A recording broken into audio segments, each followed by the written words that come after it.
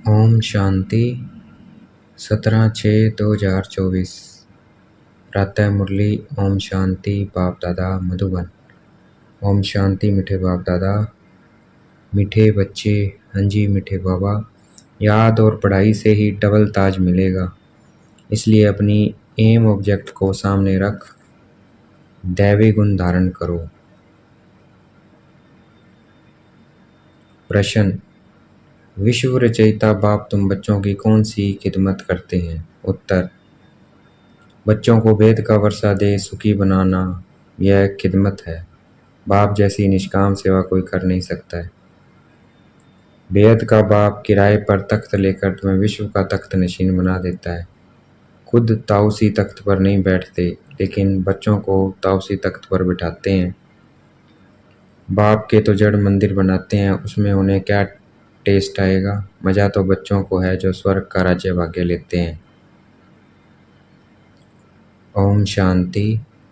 मीठे मीठे रूहानी बच्चों को बाप कहते हैं कि अपने को आत्मा समझ बाप को याद करो। ओम शांति का अर्थ तो बच्चों को समझाया है।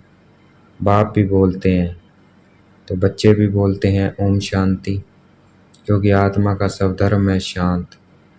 तुम अब जान गए हो कि हम शांति धाम से यहाँ आते हैं, पहले पहले सुख धाम में, फिर 84 पुनर्जन्म लेते लेते दुख धाम में आते हैं। यह तो याद है ना? बच्चे 84 जन्म लेते जीवात्मा बनते हैं, बाप जीवात्मा नहीं बनते हैं। कहते हैं मैं टेम्परेरी इनका आधार लेता हूँ। किनका? ब्रह्मा बाबा का। नहीं तो पढ़ाएंगे कैसे? बच्चों को घड़ी घड़ी कैसे कहेंगे कि मन मना भव? अपनी राजाई को याद करो। इसको कहा जाता है सेकंड में विश्व की राजाई। वेद का बाप है ना, तो जरूर वेद की खुशी वेद का वर्षा ही देंगे। बाप बहुत सहज रास्ता बताते हैं। कहते हैं अब इस दुखधाम को बुद्धि से निकाल दो। जो नई दुनिया स्वर्ग स्थापन कर रहे हैं, उनका मालिक बनने के लिए मुझे याद करो तो तुम्हारे पाप कट जाएंगे, तुम फिर से सतो प्रधान बन जाएंगे। इसको कहा जाता है सहज याद। जैसे बच्चे लौकिक बाप को कितना सहज याद करते हैं, वैसे तुम बच्चों को वेद के बाप को याद करना है। बाप भी दुख से निकाल सुखधाम में ले जाते हैं, वहाँ दुख का नाम निशान नहीं है। बहुत सहज बात कहते हैं, अपने शांति धाम को याद करो। जो बाप का घर है वह तुम्हारा घर है, और नई दुनिया को याद करो, वह तुम्हारी राजधानी है। बाप तुम बच्चों की कितनी निष्काम सेवा करते हैं। तुम बच्चों को सुखी कर फिर वानप्रस्थ परम धाम में बैठ जाते हैं। तुम भी परम धाम के वासी हो। तुमको निर्वाण धाम वानप्रस्थ में भी कहा जाता है। उसको निर्वाण धाम वानप्रस्थ भी कहा जाता है। बाप आते हैं बच्चों को खिदमत करने, अर्थात वर्षा देने। यह खुद भी बाप से वर्षा लेते हैं। कौन? ब्रह्मा बाबा। शिव बाबा तो हैं ऊंचते ऊंच भगवान, शिव के मंदिर भी हैं। उनको कोई बाप व टीचर नहीं है। सारी सृष्टि के आदि मध्यांत का ज्ञान उनके पास है। कहाँ से आया? क्या कोई वेद शास्त्र आदि पढ़े? नहीं। बाप तो है ज्ञान का सागर, सुख शांति का सागर। बाप की महिमा और दैवी गुण वाले मनुष्य की महिमा में फर्क है। तुम दैवी गुण धारण कर देवता बनते हो, पहले असुरी गुण थे। असुर से देवता बनना यह तो बाप का ही काम है। एम ऑब्जेक्टिव तुम्हारे सामने है। जरूर ऐसे श्रेष्ठ कर्म किए होंगे। कर्म अकर्म विक्रम की गति अथवा हर बात समझाने में 1 सेकंड लगता है। बाप कहते हैं मीठे मीठे बच्चों को पाठ बजाना ही है। यह पाठ तुमको अनादि अविनाशी मिला हुआ है। तुम कितना बारी सुख दुख के खेल में आए हो, कितना बार तुम विश्व के मालिक बने हो। बाप कितना उच्च बनाते हैं। परमात्मा जो सुप्रीम सोल है वह भी इतना छोटा है। वह बाप ज्ञान का सागर है, तो आत्माओं को भी आप समान बनाते हैं। तुम प्रेम के सागर सुख के सागर बनते हो। देवताओं का आपस में कितना प्रेम है, कभी झगड़ा नहीं होता है। तो बाप आकर तुम्हें आप समान बनाते हैं, और कोई ऐसा बना न सके। खेल स्थूल वतन में होता है। पहले आदि सनातन देवी देवता धर्म, फिर इस्लामी बौद्धि आदि नंबरवार इस मांडवे में व नाटकशाला में आते हैं। 84 जन्म तुम लेते हो, गायन भी है, आत्माएं परमात्माएं अलग रहे भूतकाल। बाप कहते हैं मीठे मीठे बच्चों, पहले पहले विषम में पाठ बजाने तुम आए हो। मैं तो थोड़े समय के लिए इनमें प्रवेश करता हूँ। यह तो पुरानी जूती है। पुरुष की एक स्त्री मर जाती है तो कहते हैं पुरानी जूती गई, अब फिर नहीं लेते हैं। यह भी पुराना तन है ना, 84 जन्मों का चक्कर लगाया है तत्वम, तो मैं आकर इस रथ का आधार लेता हूँ। पावन दुनिया में तो कभी मैं आता ही नहीं हूँ। तुम पति तो मुझे बुलाते हो कि आकर पावन बनाओ। आखिरी तुम्हारी याद फलीभूत होगी ना। जब पुरानी दुनिया खत्म होने का समय होता है तब मैं आता हूँ। ब्रह्मा द्वारा स्थापना, ब्रह्मा द्वारा अर्थात ब्राह्मणों द्वारा। पहले चोटी ब्राह्मण फिर क्षत्रिय, तो बाजुली खेलते हो। अब देह अभिमान छोड़ देही अभिमानी बनना है। तुम 84 जन्म लेते हो, मैं तो एक ही बार सिर्फ इस तन का लोन लेता हूँ, किराए पर लेता हूँ। हम इस मकान के मालिक नहीं हैं, इनको तो फिर भी हम छोड़ देंगे, किराया तो देना पड़ता है ना। बाप भी कहते हैं मैं मकान का किराया मैं भी मकान का किराया देता हूँ। बेद का बाप है, कुछ तो किराया देते होंगे ना। या तख्त लेते हैं तुमको समझाने के लिए। ऐसा समझाते हैं तो तुम भी विश्व के तख्त नशीन बन जाते हो।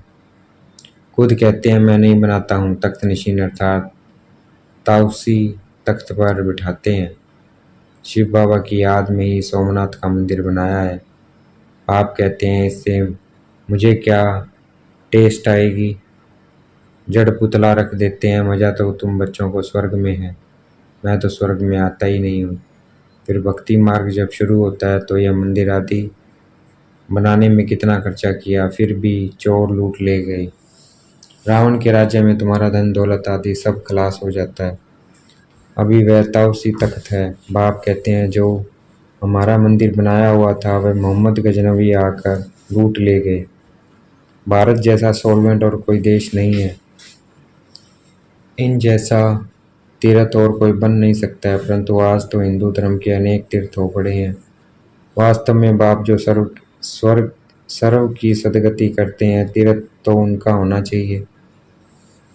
यह भी ड्रामा बना हुआ है, समझने में बहुत सहज है, परंतु नंबरवार ही समझते हैं क्योंकि राजधानी स्थापन हो रही है। स्वर्ग के मालिक यह लक्ष्मी नारायण है। यह उत्तम से उत्तम पुरुष जिनको फिर देवता कहा जाता है। दैवी गुण वालों को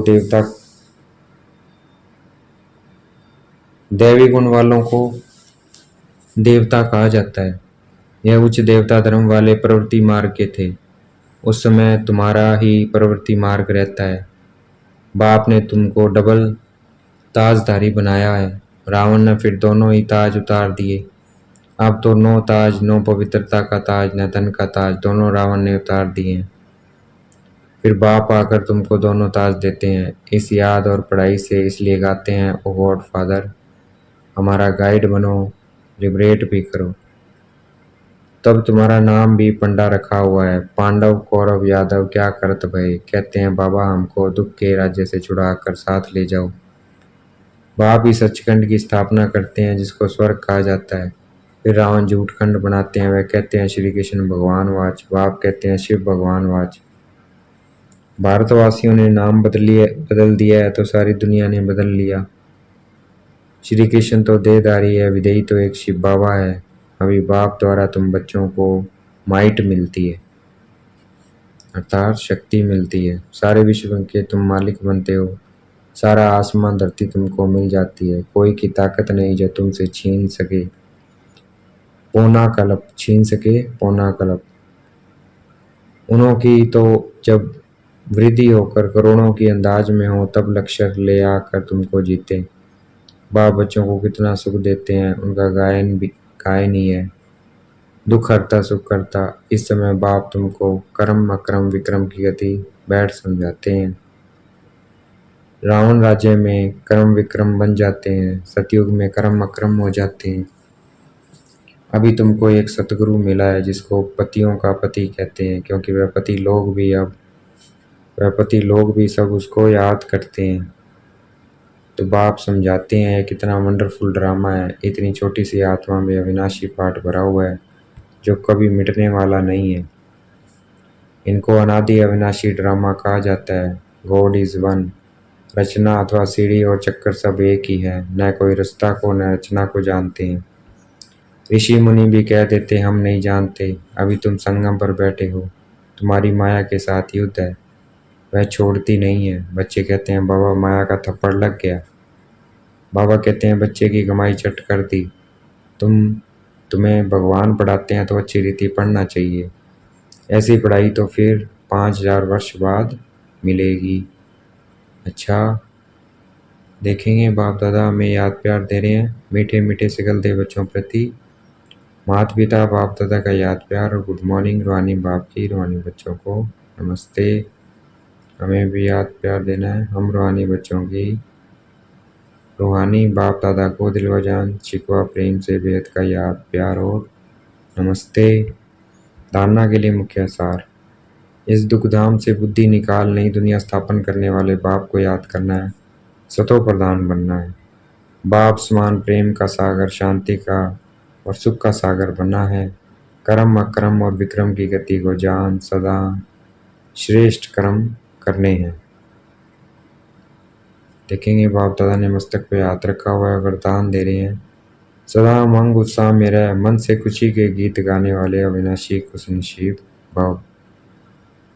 सदा उमंग उत्साह में रह, मन से खुशी के गीत गाने वाले अविनाशी खुशनसीब भाव। वरदान की व्याख्या। आप खुशनसीब बच्चे अविनाशी विधि से अविनाशी सिद्धियां प्राप्त करते हो। आपके मन से सदा वाह वाह की खुशी के गीत बजते रहते हैं। वाह वाह वाह वाह तकदीर, वाह मीठे परिवार, वाह श्रेष्ठ संगम का सुहावना समय।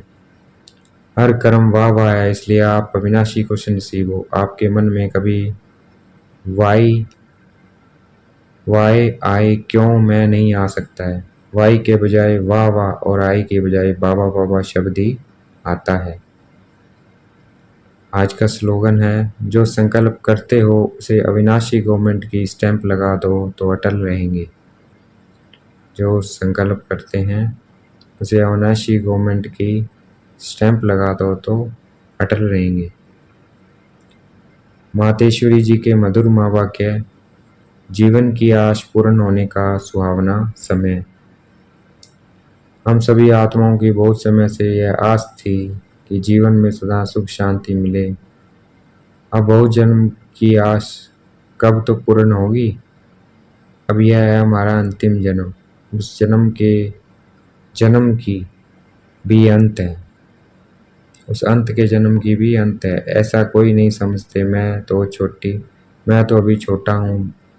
छोटे बड़े को सुख तो चाहिए ना, परंतु दुख किस चीज़ से मिलता है उसका भी पहले ज्ञान चाहिए। अब तुमको नॉलेज मिली है कि इन 5 विकारों में फंसने कारण यह जो कर्म बंधन बना हुआ है उनको परमात्मा की याद अग्नि से भस्म करना है। यह कर्म बंधन से छूटने का सहज उपाय है। इस सर्वशक्तिवान बाबा को चलते फिरते श्वासोश्वास याद करो। अब यह उपाय बताने की सहायता खुद परमात्मा आकर करता है, परंतु इसमें पुरुषार्थ तो हर एक आत्मा को करना है। परमात्मा तो बाप टीचर गुरु रूप में आया हमें वर्षा देने हैं, तो पहले उस बाप का हो जाना है, फिर टीचर से पढ़ना है।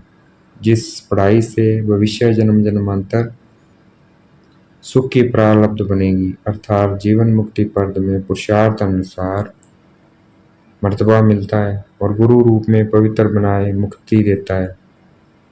तो इस राज को समझ ऐसा पुरुषार्थ करना है। यही टाइम है पुराना खाता खत्म कर नई जीवन बनाने का। इसी समय जितनी पुरुषार्थ कर अपनी आत्मा को पवित्र बनाएंगे उतना ही शुद्ध रिकॉर्ड भरेंगे, फिर सारा कल्प चलेगा। तो सारे कल्प का मदार इस समय की कमाई पर है। देखो इस समय ही तुम्हें आदि मध्य अंत का ज्ञान मिलता है। हमको सो देवता बनना है और अपनी चढ़ती कला है, फिर वहाँ जाके प्रारब्ध भोगेंगे। वहाँ देवताओं को बाद का पता नहीं पड़ता है कि हम गिरेंगे। अगर यह पता होता कि सुख भोगना फिर गिरना है तो गिरने की चिंता में सुख भी भोग नहीं सकेंगे।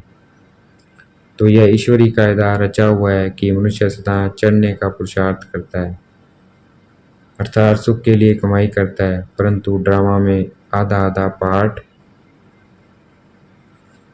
बना पड़ा है। इस राज को हम जानते हैं, परंतु जिस समय सुख की बारी है तो